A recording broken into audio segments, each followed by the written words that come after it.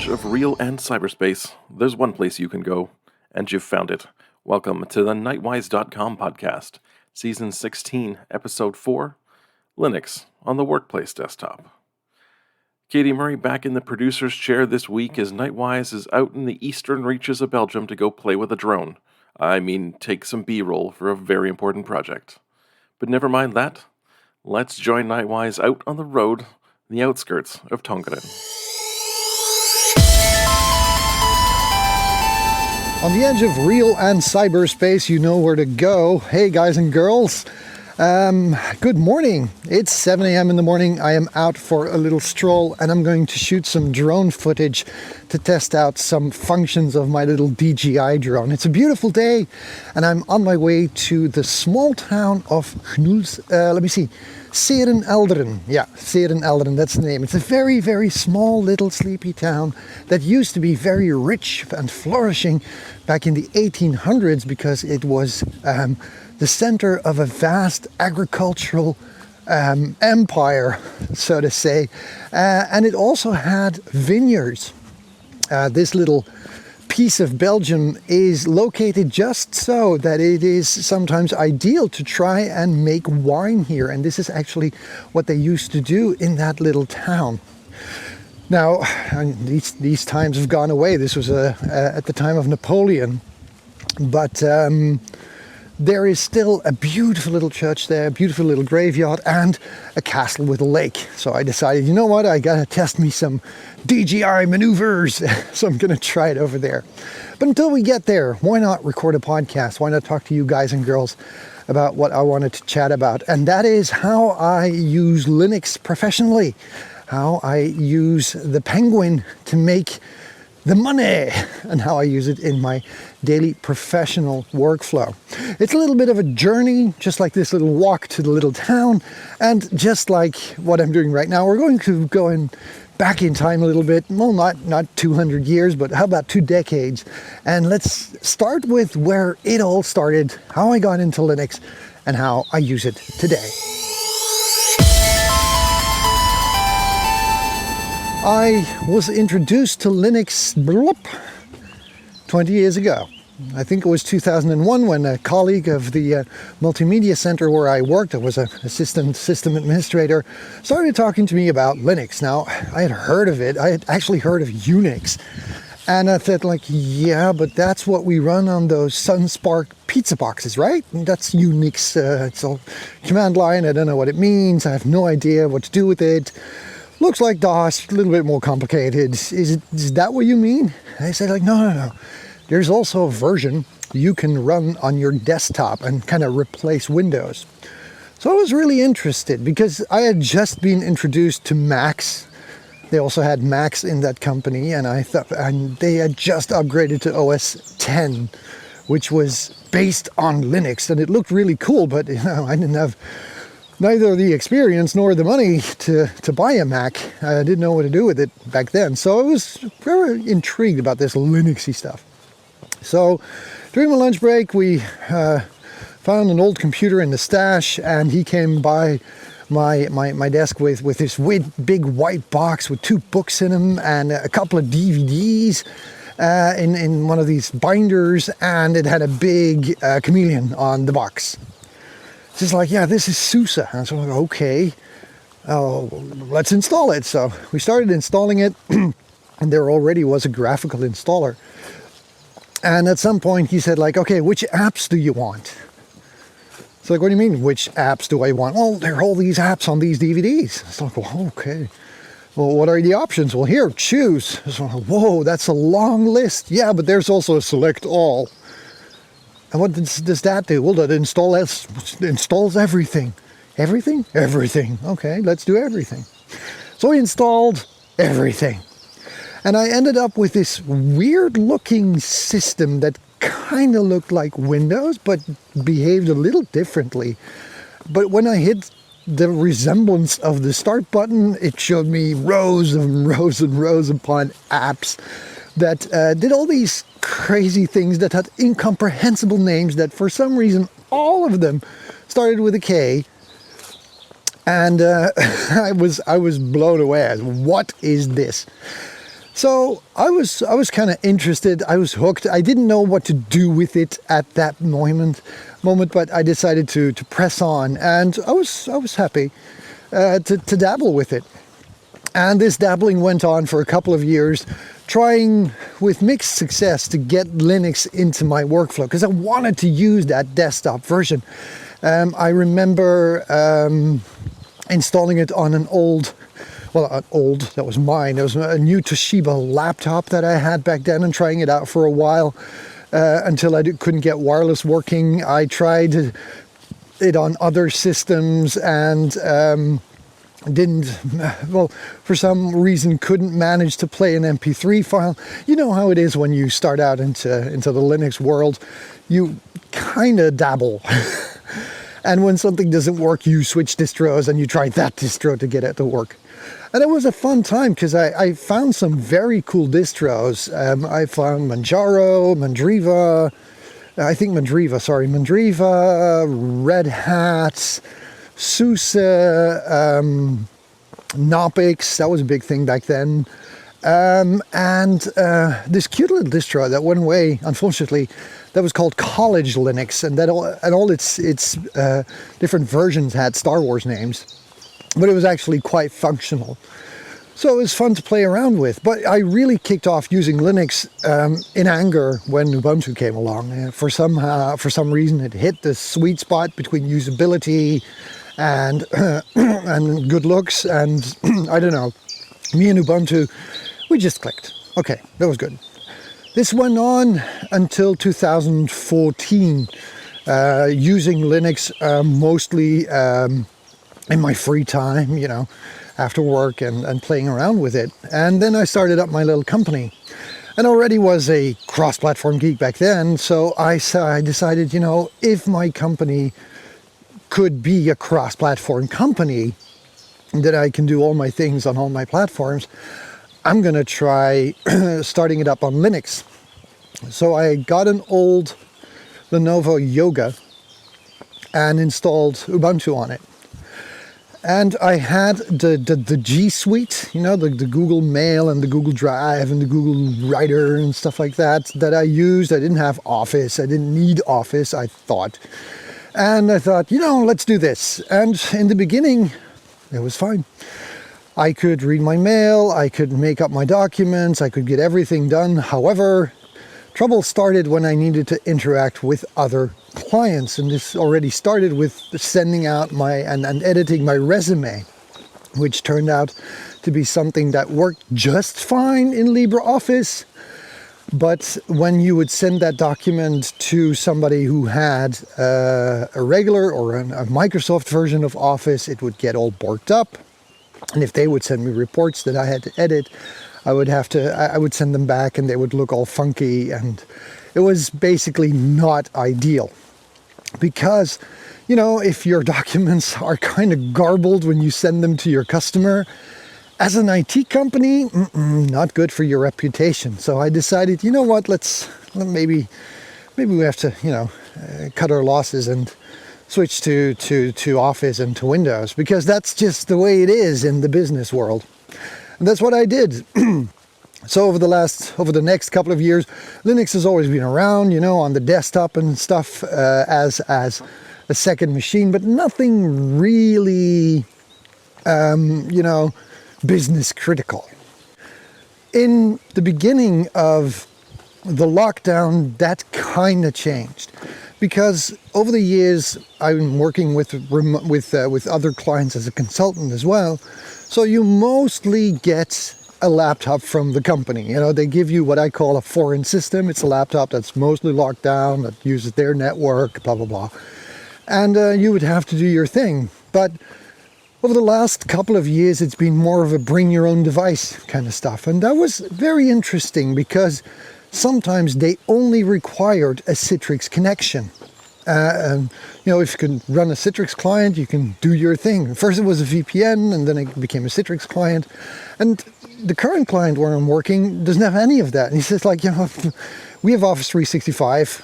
Boom. Here's a login, connect to Teams and to SharePoint and do your thing. So that got me wondering, because over the years I've also switched my own company over to using Office 365 because it's so cross-platform friendly. And sitting at home during the lockdown, being a little bit bored, I went like, you know what, I can probably switch this machine to Linux. I know. Let's see what I can get done. Let's see what I can do with all of that machine power. So I did. I switched it to Linux and I decided, let's do it. So I reinstalled my Lenovo X1 Carbon, which is a beautiful machine and which has been touted for its Linux compatibility. And I switched it over to Ubuntu. Now, for the last couple of years, one of the favorite distros that I like to use is Ubuntu Mate or Mate, whatever you want to call it, because it's quite easy to use, it's light, and it still has a graphical user interface that is very acceptable for the thing that it is. So I decided that Mate would be the distro of choice, and I installed it. Installation went off without a hitch. All the hardware was recognized, save for my 3G modem built into my X1. Now, this isn't really a disaster. With lockdown, I'm not on the road that much anymore, so I don't really need my 3G like I used to, but I decided to what, let's just do this. So I pressed on, and everything looked fine. It was extremely responsive, it was fast, it was good. And then I wanted to do something extremely simple, which was pair my Bluetooth keyboard. Behold, that was more troublesome than I expected.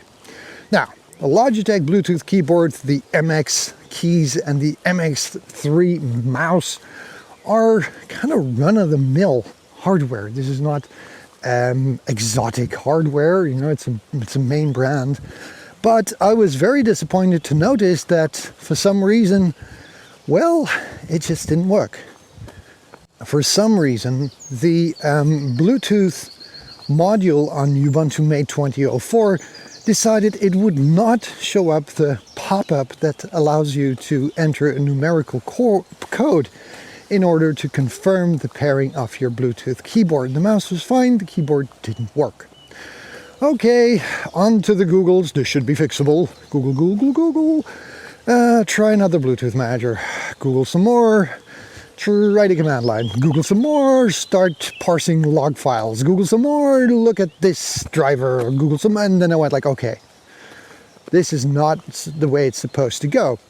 I'm already spending hours and hours on getting this done, and I should already be working. Not being able to pair my keyboard reliably is not an option. I can't start my working day in the morning and spend half an hour just to get my bloody keyboard connected. So I rage quit Mate and I went on to regular Ubuntu 2004. Lo and behold, it worked just fine. First pet peeve with Linux is already coming to the foreground. I've said this before. I love Linux and all its diversity, but I think that we are spending way too much time making different distros that, well, look nice but don't quite work. Maybe fewer distros and better hardware support would be a better idea. But hey, who am I? I decided to move over to Ubuntu 2004 proper, and that was a lot better. Everything worked out of the box. Bluetooth, for some magical reason, just worked. I could pair my keyboard, everything was fine. Except for the 3G modem, but hey, that I could take in stride. So I started my little experiment. All of my cross-platform apps kind of worked. All my workflow kind of clicked, but I'll tell you a little bit more about that. But trouble began when I hooked up my Thunderbolt connector to connect the machine to my dock. It turned out that it was fine for a couple of hours, and then the network would start to become laggy, and especially when I was on video calls, I would get frame drops and sound would drop out, and I would need to reboot before everything would work again. So I was a little frustrated. I went like, okay. And, when you're a geek, you reboot because it's your free time, you're doing this for your hobby and it's nothing professional and everything's fine.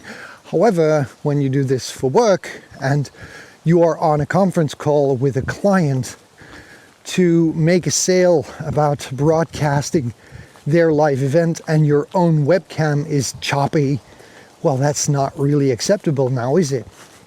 So I started to see that, using this hardware for professional uses with Linux was also a little bit of a liability when it came down to running my company. I was exposing myself to some risk, instability, and into the image of my own little company that I decided, let's not take the risk. Let's do something else. Let's go towards simpler hardware.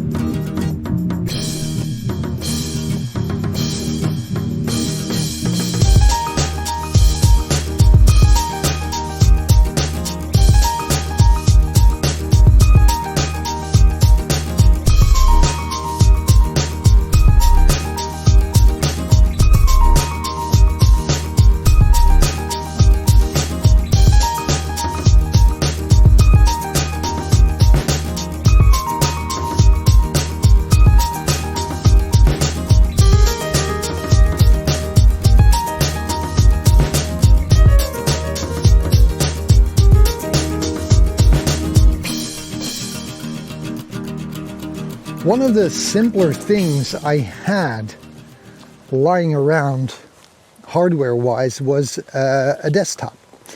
And this desktop was a run-of-the-mill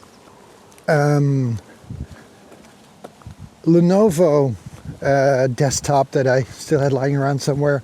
An i5 processor, it had a Quadro NVIDIA card, standard network card, nothing fancy. But it was a system that I had lying around, so I decided, let's give that a try. Let's see how that works. So that's what I did. I saw how that worked. Installed Ubuntu on it, everything went fine out of the box, and I decided to port over my apps. So for run-of-the-mill communication and doing almost 99% of the things in my own company, we kind of run Office 365. And, accessing it through a browser is just fine. So I installed them in browsers like Chrome and Firefox. And I went onto the Office 365 environment and everything was fine. No problem there whatsoever. I could do everything I wanted to do. Now, I'm not a really big fan of running your mail client in the browser, because if you accidentally close your browser, you have to reopen all of your tabs and stuff like that. I usually like to have my mail client in a separate spot. So that's what I did. I started the quest for a native mail client. And I was thinking Thunderbird, but one of the things that were on the computer was Evolution. Now, I remember Evolution from way back, and I went like, wait, are you still around, you dinosaur, you? But there would be no way that I would be able to have it interact with my fancy dancy brand spanking new Office 365 environment, that wouldn't be an option. But lo and behold, there is an EWS, an Exchange Web Service plugin for Evolution. And it works. So I was able to get my Office 365 mail onto Evolution. I was able to open up my shared mailboxes. I managed to get my calendar, and I managed to get my contacts. So before I knew it, I actually had a working mail client on my Linux system that interacted with the rest of the systems just fine. So I was really, really happy about that. So on to other bigger things. I decided that one of the things that I use the most during my working day is Teams. Now I have two Teams environments. So I have one for the client that I'm currently working for as an IT manager a couple of days a week, and I have one for my own company. Switching between both Office 365 tenders is a bit of a hassle unless you run one in the browser and you run one natively. So I decided to run one, natively. I'd installed the Edge browser from Microsoft on Linux, and I installed the Teams client from Microsoft on Linux, and both kind of work really well. So here's the paradox. The Windows apps on Linux work really well. Now, the functionality of both is a little limited still. Edge is still in beta, so synchronization of your bookmarks doesn't work.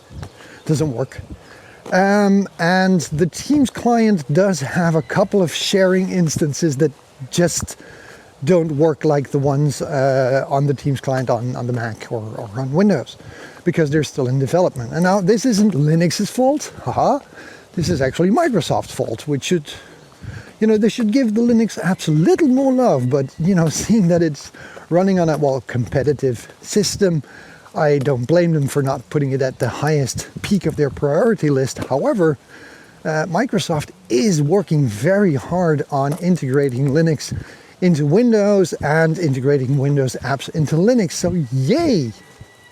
And then it's all about the rest of my workflows. Now, I had come upon a problem where the final pieces of my cross-platform workflow were still locked into some proprietary operating systems. Like, for example, GarageBand only runs on the Mac. And that's not really a big issue because I only use GarageBand to record jingles and stuff. But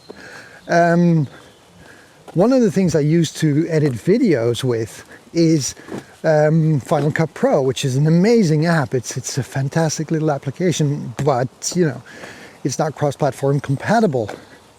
So I went looking for another video editor on Linux, and I was kind of disappointed because there are a couple of there. OpenShot, kind of stable, doesn't look very good, doesn't look very well, it doesn't look very exciting. Then there is Shotcut, looks exciting, isn't stable. And then there's Kdenlive, looks good, kind of stable, but does have a steep learning curve. I mean, there is nothing really there into the level of Final Cut Pro. So I started to look around a little bit, and I came upon Davinci Resolve by Blackmagic Design. Now there's a paid version. It comes in at about 300 euros, and there's a free version which has 80% of the functionality, but it is a very professional kind of machine. It's really exciting software because you can do a lot of color grading and stuff that you kind of do with Adobe Lightroom, but now I could do it with with Davinci Resolve. So I decided to dive into that, and I've been playing around with it ever since taking the course. And if it really ticks my fancy, I might just go for the paid version because for my company, I need to edit videos, and it needs to be fast because I need to make money. And the faster I get a project done for the rate that I'm working, you know how it is. So efficiency is key. That being said, I've also started looking at some other alternatives. One of the other things that were kind of locked into my Mac were Keynote, were for my presentations when I give talks and stuff. And I had already waned off a Keynote for a while now, going towards PowerPoint. And that was great on the PC, but there's no PowerPoint on Linux. Whoever says that the presentation software in LibreOffice is somehow acceptable as a presentation software has never given a good presentation, or at least not an exciting one. So one of the things that I used there to switch is Canva. Canva is a web-based application that lets you, it's kind of like MS Publisher on steroids, the way it should be. It's a graphical design application, but you can also do animations and videos and presentations. So I switched to Canva for doing my presentations. They look better because my presentations are mostly animations and illustrations, and I tend to do the talking. And that works really well as well. There are the classics on there, of course, like Audacity, which I used to do to record voiceovers, and OBS, of course, which is a company standard that we use a lot these days. That kind of all works on Linux. So using it professionally on that system, 99.5%. I think that if Microsoft gives me a decent Teams client and a decent version of Edge, so I can separate the client environments from my environments, I am more than happy to use it in anger. That being said, I want to close up with my final thoughts on using Linux professionally, because there is a little bit of a caveat.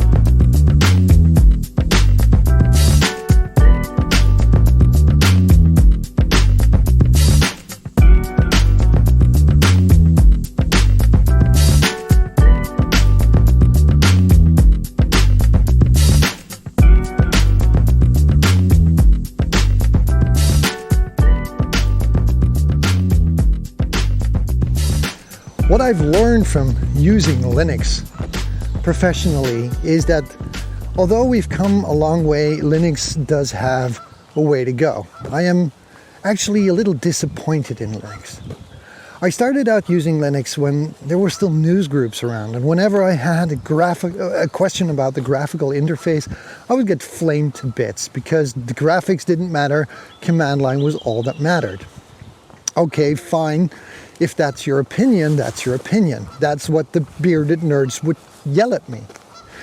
If I look at that community today, I see a community that is largely focused on graphical user interfaces. Hell, they're obsessed by it. There are 2,000 different distros and spins, and you can choose from every one of them, and everybody is spending hours and hours of development time on the exterior of Linux, which is really disappointing because, quite frankly, I would like to have more attention to hardware support and to decent applications that might even be available on other platforms, thus pulling people into Linux by introducing them to open source applications before they make the jump to a cross-platform operating system.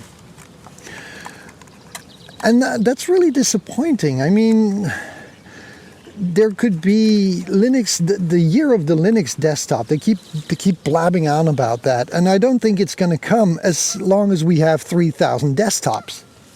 Once we switch over to a couple of standardized desktops that are well supported and that are well built, then we have a chance. Because otherwise, I don't think we're going to go anywhere soon, except for hobby. The second pet peeve is that time should also be put into hardware support where possible. I know that some drivers are closed source, but if Linux starts to standardize, it can also apply pressure on the hardware vendors as being a major distro to take into account. But, you know, the developer of Hannah Montana Linux with his 200 users might not have the power to convince a company like Dell to have a decent Bluetooth driver, please. That's like the kind of things that I still get upset about, that they actually should work, especially these days.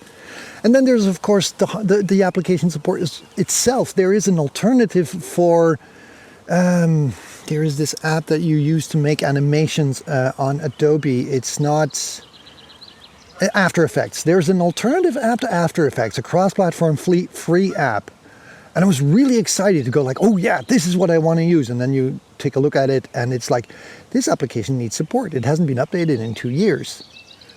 And I'm really, you know, I'm really disappointed. I went like, really? We're spending time into Hannah Montana Linux distro spin to give it new buttons, but this is the applications that we have. And then you have, you know, all the attention towards the design of the distros. But if you take a look at some of the applications, they absolutely look terrible. I mean, I love the guy who makes Calibre, but seriously, dude, what's wrong with you? Buttons the size of, I don't know, MP3 players or a diskette? What's wrong with you? The people who make Jack, an audio interface that lets you plug in and out audio channels, are you trying to make this complicated? Is your applications? That's not an app. That's a freaking quest to get stuff to work. So those are things that are still on my radar when it comes to working with Linux and working with that technology, but I'm sure that they will be fixed someday. But until then, I can kind of, for 99.5%, use Linux in anger professionally. And I'm very curious to hear about you guys. Are you using Linux professionally? I don't know. Maybe you want to let us know.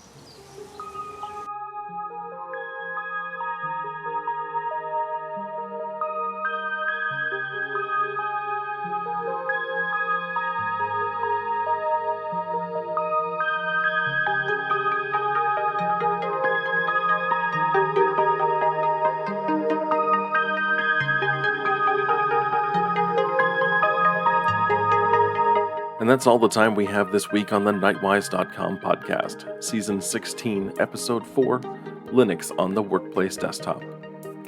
It's been said for about 20 years that next year will be the year of Linux on the desktop. Much like Cold Fusion and Perpetual Motion, This has often been thought to be a myth, or at the very least, someone's pipe dream. But over the past year or so, there's been a lot of changes in the number of people working remotely and the need for companies to be able to support a wider array of devices, either personal or professional, and that's provided an opportunity for a lot more Linux desktops to start to gain some acceptance. The real question is it too little, too late? Send us your thoughts. You can always hit us up in the show notes over at Knightwise.com. We've got links there as well to a bunch of the stuff that Knightwise talked about in the show today.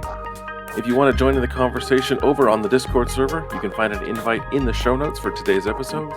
And finally, if you want to shoot us a good old-fashioned email, the address is feedback@knightwise.com.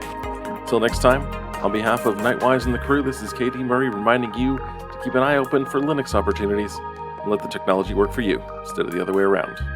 Thanks for listening. You have been listening to the Knightwise.com podcast, the show with hacks, tips and tweaks for cross-platform geeks. Send your feedback, questions, or start your own personal flame war by contacting us directly on feedback@knightwise.com. You can support the show by sharing it with your friends or writing us a nice iTunes review at www.knightwise.com/iTunes. If you have some credits to spend, click the PayPal button on the Knightwise.com website to help us pay the bills. Just remember, there is real life outside cyberspace. But it's not all that important.